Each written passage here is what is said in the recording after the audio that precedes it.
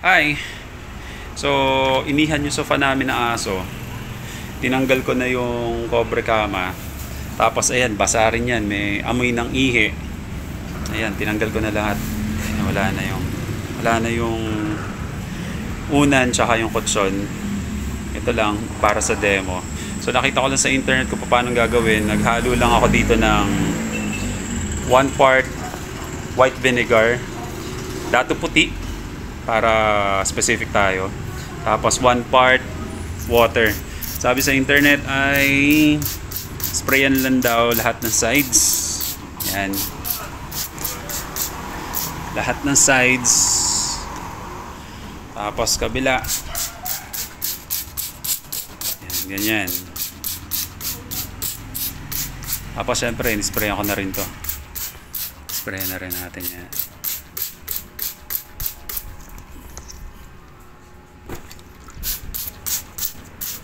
Para daw mawala yung amoy.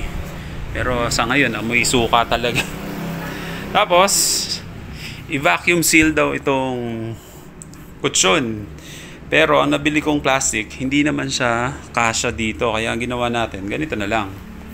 Anyway, tingin ko naman, ang goal lang naman ito, ang purpose naman ito ay para lang hindi mag-evaporate agad yung suka. Kaya nakaganyan na lang siya muna. Binalot ko na lang. Babad natin ng 2 to 3 hours na nakaganyan lang. Tapos bibilad natin sa araw. Okay? Tapos dinamay ko na rin mga unan. Ayan yung mga unan natin. Ayan, vacuum seal talaga yan. I-update natin. So after 3 to 4 hours or 2 to 3 hours, bibilad natin to sa araw.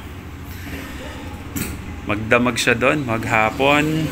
Tingnan natin kung mawawala yung amoy. Hi, so napaarawan na natin, naibilad natin ng isang buong araw mula umaga hanggang hapon. Nalaban na rin yung mga covers. Siyempre ito fresh.